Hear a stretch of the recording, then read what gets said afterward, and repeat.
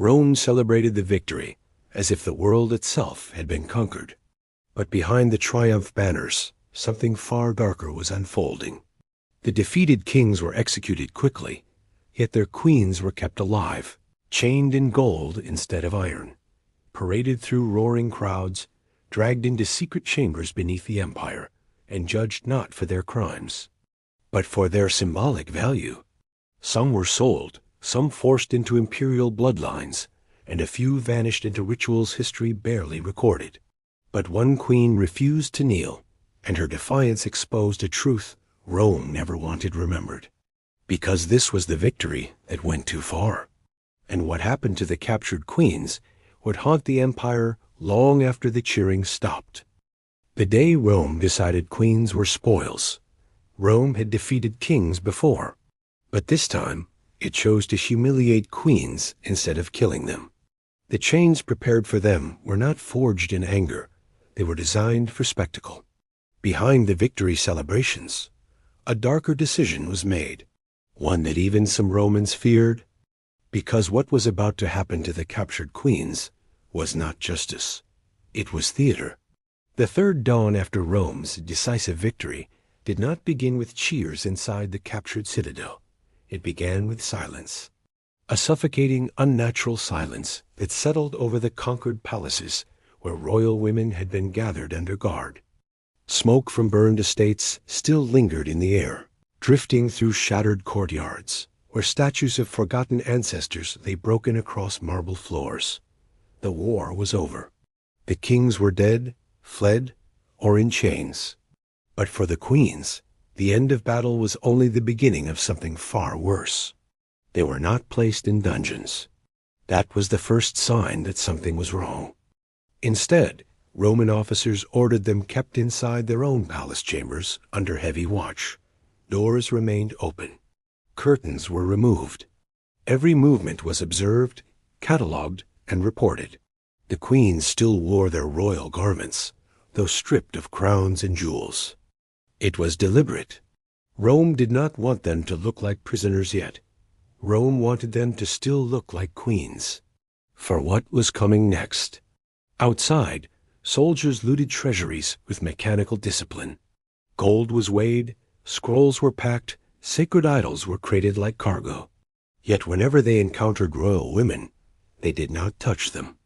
No insults, no violence. Only cold instructions. Prepare them. Keep them alive. Alive, the word spread fear faster than slaughter, because these women understood Roman history. They knew what happened to cities that resisted. They knew the massacres, the mass enslavements, the public executions. Death in Conquest was brutal but simple. What terrified them was survival inside Roman custody. Survival meant display. Survival meant humiliation. Survival meant becoming a living monument to Rome's dominance. In the central hall of the palace, several captured queens were assembled under torchlight that burned even during the day. Among them were rulers from rival kingdoms who had once refused to sit in the same chamber.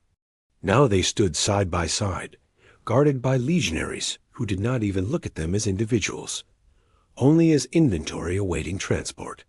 One queen, older than the rest, asked the Roman interpreter where they would be taken. His reply was short. To Rome. The word struck harder than any weapon. They had heard of the triumph, Rome's grand victory procession, a ritual where defeated rulers were paraded through the capital before execution or imprisonment. But rumors whispered something more disturbing. In recent victories, Rome had begun treating captured queens differently, not killed immediately, not even imprisoned right away, displayed, studied, sometimes given as political trophies to powerful Roman households. Royal blood turned into imperial property. As night fell, Roman scribes entered the chamber carrying wax tablets. They began documenting each queen in chilling detail: age, lineage, marital alliances, number of children, political influence, education, languages spoken. One scribe even examined their hands, noting whether they bore marks of labor or ritual practice. They were not recording prisoners. They were assessing value. Fear spread quietly among the women, not through screams, but through realization. They understood courts, diplomacy, power rituals, and everything about this process felt ceremonial, not punitive. Rome was not deciding how they would die. Rome was deciding how they would be used. Later that night, from the palace balcony, one queen watched Roman engineers constructing elevated wooden platforms in the city square below. Torches surrounded the structures. Guards were posted in ceremonial armor rather than battle gear. It did not look like a military installation. It looked like a stage. At that moment, the truth settled into her chest with suffocating weight. Rome's greatest victory had not ended on the battlefield. The real victory would be performed in front of the world, using the captured queens as its centerpiece. And as chains, polished rather than rusted, were quietly brought into the palace before dawn, the queens realized they were not being prepared for imprisonment. They were being prepared for spectacle. The procession of living trophies. The chains placed on the queens were not meant to restrain them. They were meant to display them. Rome did not hide its enemies. It exhibited them. What looked like celebration to the crowds felt like execution without death to the captives. Because in Rome, humiliation could be more permanent than killing. The morning of the procession rose beneath a sky unnaturally clear, as if the heavens themselves had withdrawn from what was about to unfold. Inside the occupied palace, Roman attendants entered before sunrise, carrying garments, not rags, not prison cloth, but ceremonial robes taken from the queen's own confiscated wardrobes. Silks, dyed in imperial purples and deep crimsons, were draped back onto the very women Rome had defeated. Jewelry was returned too, though not their own. These pieces were carefully selected from seized treasuries, chosen for size and brilliance rather than sentiment. The intention was precise. Rome did not want broken captives. Rome wanted radiant symbols of conquest. Then came the chains. They were not iron shackles dragged from dungeons. These were crafted in polished bronze and gilded links, designed to gleam beneath sunlight.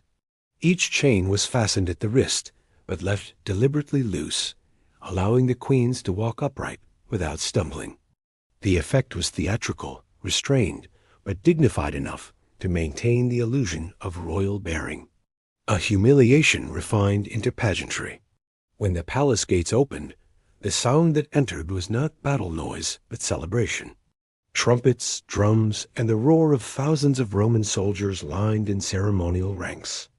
The captured queens were escorted onto chariots, not as honored guests, but as living spoils arranged between heaps of captured gold, weaponry, and sacred statues taken from their homelands.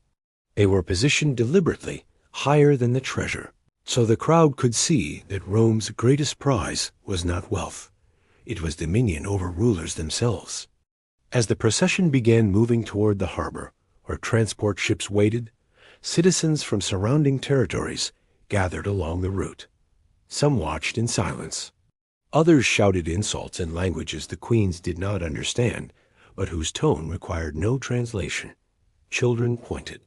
Merchants paused trade to witness the spectacle.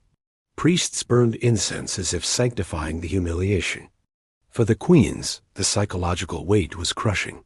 They had been raised to believe royalty embodied divine favor, that their bloodlines connected kingdoms to gods. Now they were displayed like captured animals, their sacred authority stripped not through execution, but through exposure. One queen lowered her gaze to the street stones, refusing to look at the crowds. A Roman guard struck the base of her chariot with a spear shaft, not to harm her, but to force her posture upright. Rome demanded visibility. Submission had to be seen. At the harbor, the scale of Rome's preparation became clearer. Massive transport vessels waited, their decks already filled with other captives, noblewomen, priestesses, royal attendants, all sorted by rank and origin. Roman scribes moved between groups, cross-checking wax tablets, ensuring no valuable prisoner was misplaced. This was administration, not chaos. Conquest reduced to logistics. Before boarding, each queen was fitted with an additional ornament, a placard suspended by cord at the neck. Carved into the wood in Latin and Greek were inscriptions, name, kingdom, title, and the general who had captured them. It resembled the labeling of war trophies more than human identification. The ships departed under military escort, sails catching the wind as drums beat slow rhythmic signals across the water. Below deck, the queens were not placed among common prisoners, but housed in guarded compartments reserved for high-value captives. Guards were instructed not to touch them without orders. Their bodies were property of the Roman state now, untouchable until the Senate decided their fate. Days later, as the fleet approached the mouth of the Tiber River, the queens were brought above deck. What they saw froze whatever composure they had left. Rome, an expanse of marble, smoke, temples, and triumphal arches stretching across the horizon. Crowds already gathering along the riverbanks, summoned in advance. News of their arrival had traveled faster than the ships themselves. This was no mere transfer of prisoners. This was preparation for a performance staged at the heart of the empire. As the vessels docked and the queens were escorted down gangways, lined with cheering citizens, they realized something chilling. The parade they had endured in the conquered city had only been rehearsal. The true spectacle would unfold inside Rome itself. The chamber beneath the triumph. After the cheers faded, the queens were not taken to prisons, but beneath Rome itself. There, in torch-lit chambers unseen by the public, their fates were debated like state secrets. Priests, senators, and imperial women gathered, not to judge crimes, but to decide symbolic uses.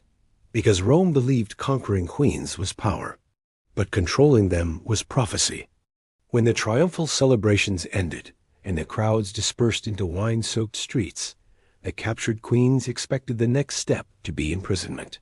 Chains had already marked them as defeated. Execution, exile, or servitude, these were outcomes history had prepared them to accept.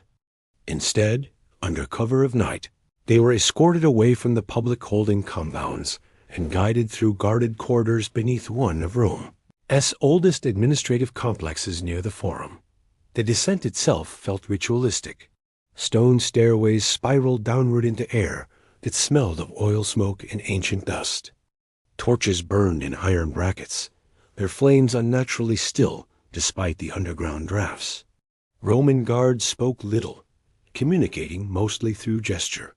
The deeper they went, the quieter the city above seemed, until even the distant noise of taverns vanished. It felt less like entering a prison, and more like crossing into a sealed world reserved for decisions never meant for public record. They were led into a circular chamber, supported by thick marble columns veined like dried blood. At the center stood a long stone table illuminated by suspended bronze lamps. Around it sat figures not dressed as soldiers, but as authorities of another kind. Senators draped in bordered togas, imperial advisors bearing wax seals, and several high-ranking priestesses from Rome's most powerful temples. This was not a military tribunal. This was deliberation. One by one, the queens were positioned along the chamber wall, still adorned in ceremonial garments, still wearing their inscribed placards. Scribes unrolled scrolls listing their genealogies, alliances, dowries, and political significance. Their lives had been converted into data lineage charts, territorial claims, fertility records, and diplomatic leverage assessments. The discussion that followed unfolded in measured Latin, translated only partially for the captives. Some senators argued that executing the queens swiftly would send the clearest message of dominance. Others disagreed. Dead queens inspired rebellion legends. Living queens could be repurposed, married into Roman aristocracy, displayed in state rituals, or distributed as living assurances of conquered territories' submission. Then the priesthood spoke. Their concerns were not political, but symbolic. Several queens descended from dynasties that claimed divine ancestry, lines tied to goddesses, solar cults, or sacred fertility rites. To kill such women publicly risked spiritual backlash among conquered populations. Rome, pragmatic even in superstition, preferred absorption over annihilation.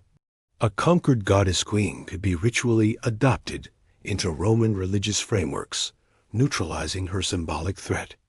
One priestess proposed transferring certain queens into temple custody rather than slavery, not as worshippers, as sacred hostages. Their presence within Roman sanctuaries would signal that even foreign divine bloodlines now served Rome's pantheon. The queens listened in mounting dread. Death was final, but predictable. This was transformation. A younger senator then raised a more unsettling suggestion: triumphal reenactments. Certain queens, he proposed, could be made to participate in staged rituals celebrating Rome's victories, appearing annually in ceremonial processions to remind citizens and foreign envoys alike of imperial supremacy. Living monuments. Another voice suggested controlled marriages, unions engineered not from affection, but geopolitical strategy. A queen forced to bear children under Roman lineage would symbolically dissolve her native dynasty into Rome's bloodline. The chamber grew colder as decisions solidified. Scribes etched outcomes beside each name. Execution deferred. Temple transfer. Senatorial custody. Breeding alliance. Provincial display. The queens realized their futures were being divided not by mercy, but by utility.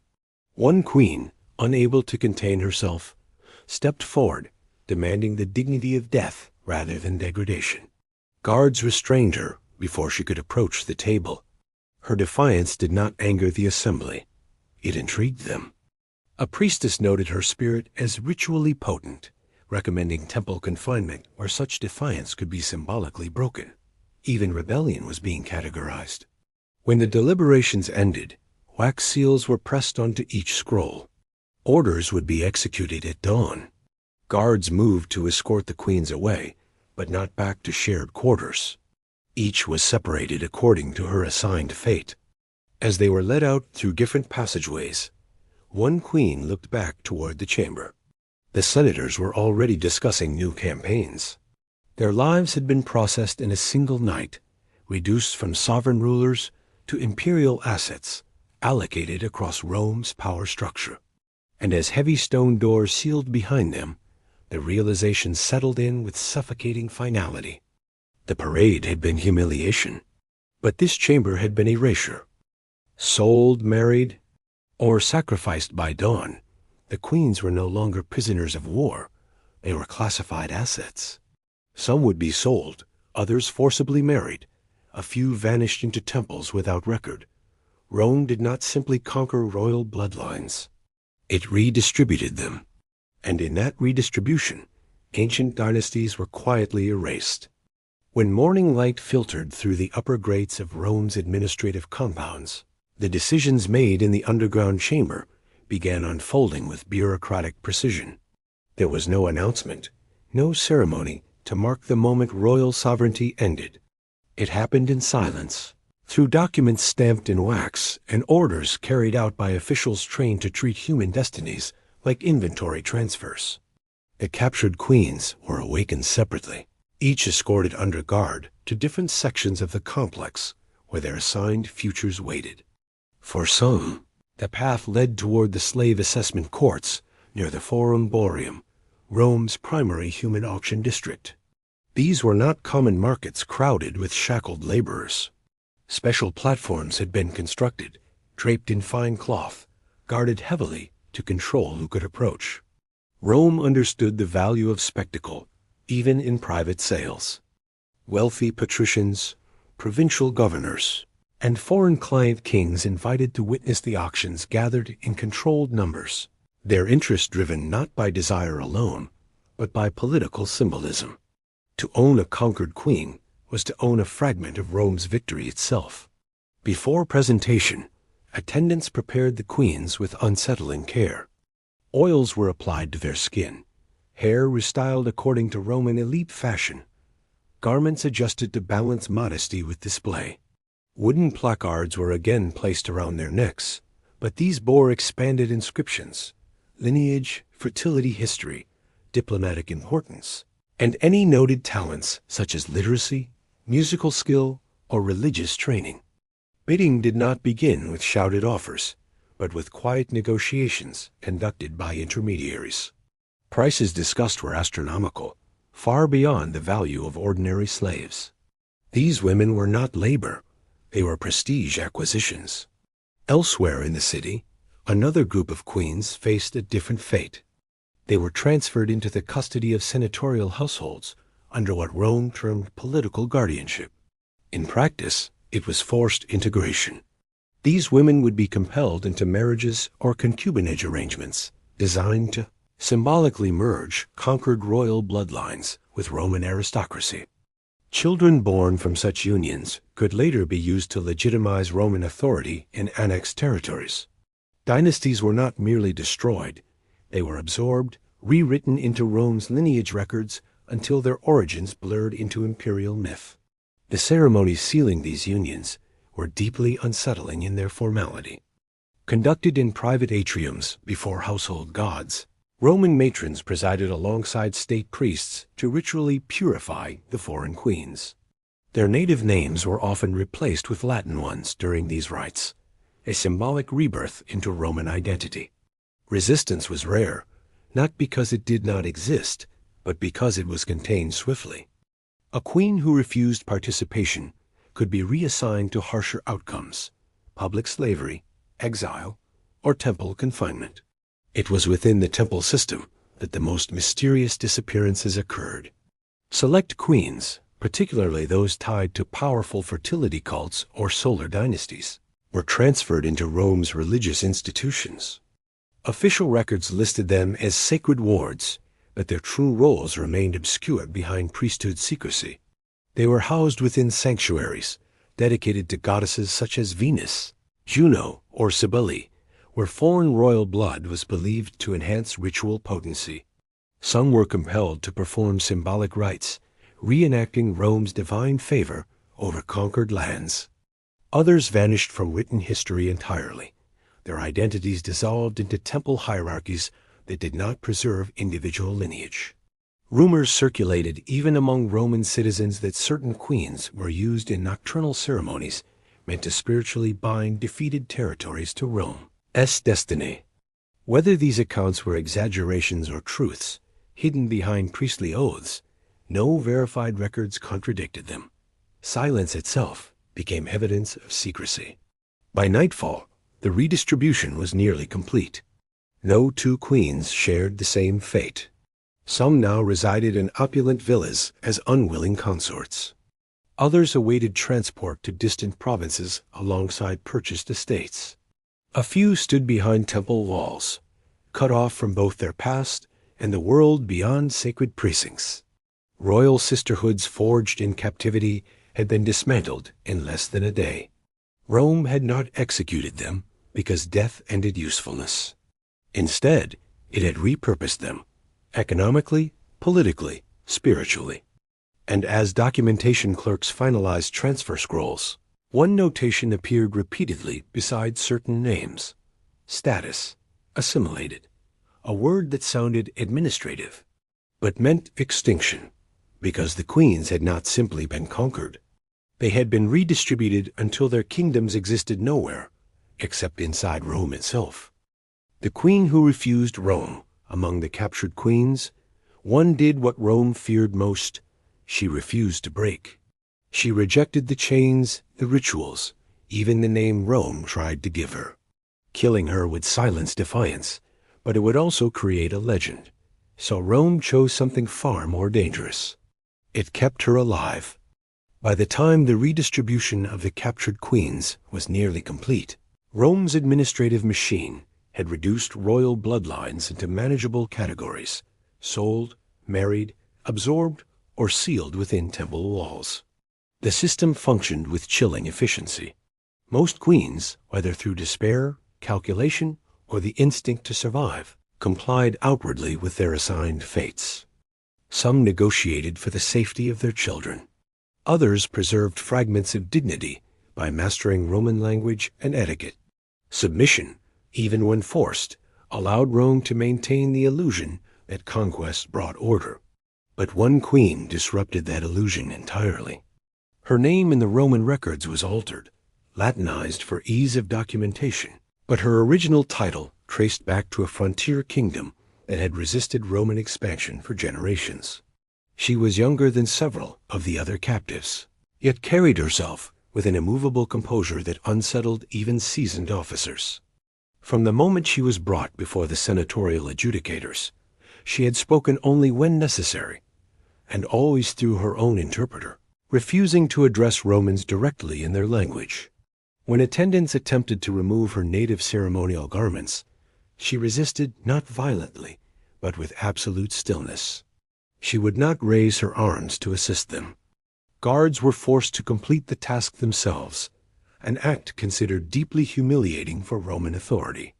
When they placed the identification placard around her neck, she tore the cord apart with her hands and dropped the tablet to the floor. It was not rage. It was refusal. Her assigned fate had been political marriage into a senatorial household, a strategic union meant to legitimize Roman control over her former territories.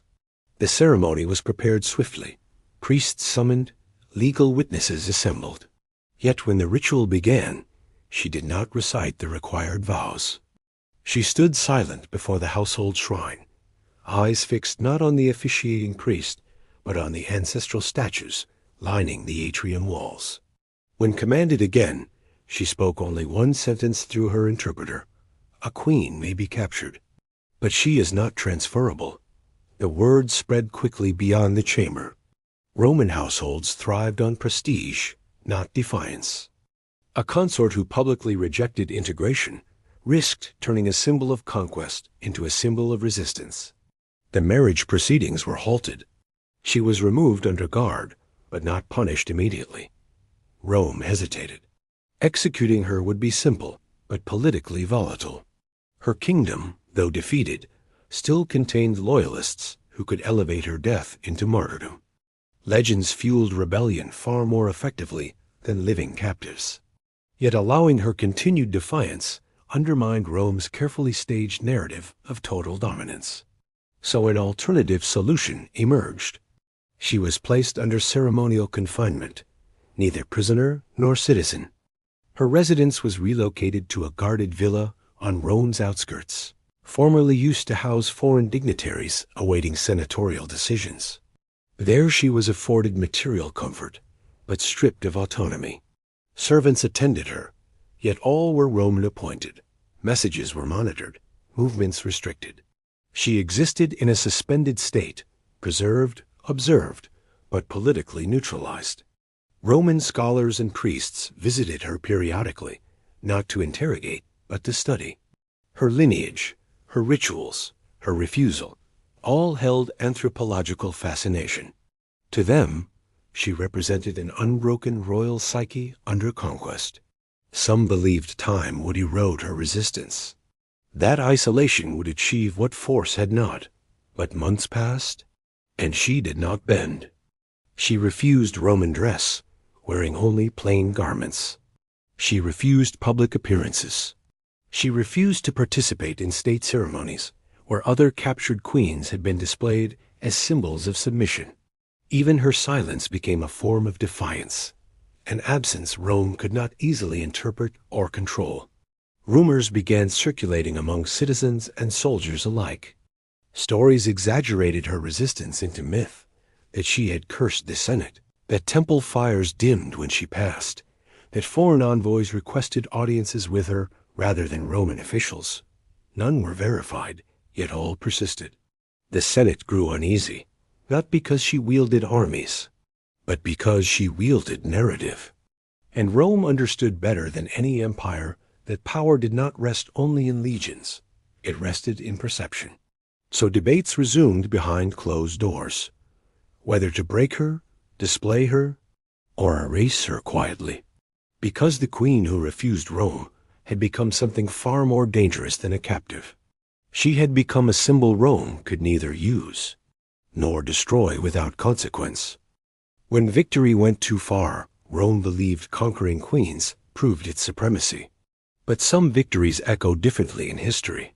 What it did to royal women disturbed even Roman witnesses, because domination without restraint begins to rot the empire from within. And in breaking queens, Rome may have exposed its own moral fracture. In the years that followed Rome's greatest triumph, the redistribution of captured queens faded from public spectacle into quiet imperial normalcy. The parades ended, the auction platforms were dismantled, and official records reduced living women into administrative entries buried inside senatorial archives. To the empire, the operation had been a success. Rival bloodlines neutralized, territories symbolically absorbed, resistance narratives preemptively dismantled. Victory had been total, not just on the battlefield, but in lineage, religion, and memory. Yet beneath Rome's polished marble confidence, unease began to surface. It started among historians and philosophers, the observers who recorded empire rather than ruled it. Accounts written decades later describe discomfort, not with conquest itself, but with its theatrical excess. Rome had always enslaved the defeated. It had always paraded enemies. But queens had once been treated with a restrained protocol, executed swiftly or held discreetly. The new approach, public humiliation followed by symbolic redistribution, felt different, calculated, performative, almost obsessive. One Roman chronicler, writing under imperial patronage yet carefully measured in tone, noted that displaying royal women as trophies stirred an unfamiliar reaction among citizens. Not pity exactly, but disquiet.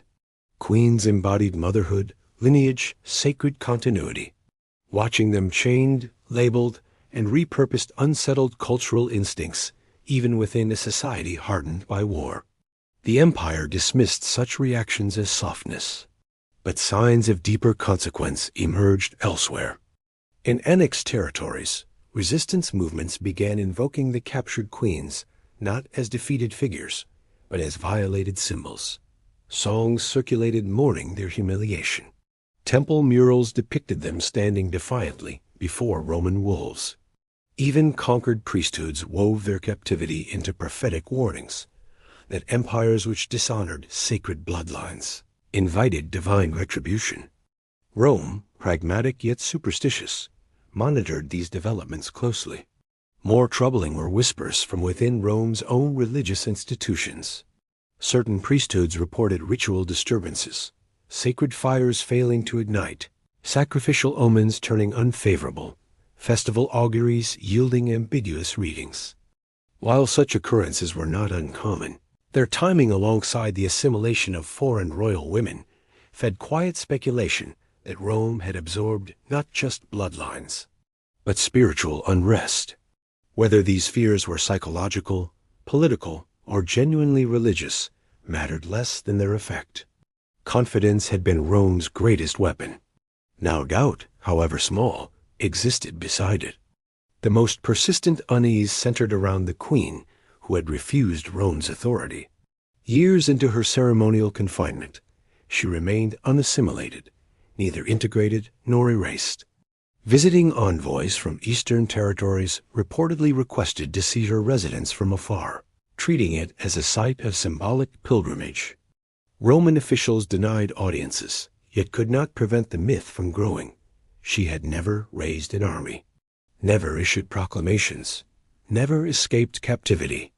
Yet her mere endurance created a narrative Rome could not administratively dissolve, a living contradiction to imperial finality.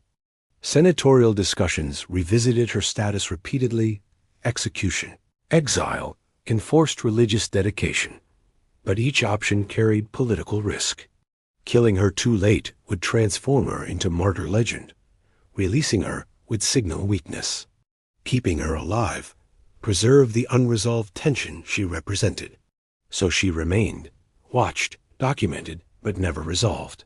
Historians writing generations later would mark this period as a subtle inflection point. Not the fall of Rome, not even decline, but the emergence of imperial overreach in symbolic policy. Rome had always conquered lands. Now it sought to conquer identity itself, bloodlines, rituals, feminine sovereignty, domains less stable than territory. Empires excel at destroying armies. They struggle more when reshaping meaning. And in the case of the captured queens, Rome's greatest victory may have crossed from dominance into desecration, a boundary difficult to define, yet impossible to fully control once breached. Because long after the triumph banners rotted and the auction records faded, stories of the queens endured, not as victims alone, but as warnings. That when power turns humiliation into ritual, victory no longer ends at conquest. It begins consuming the conqueror.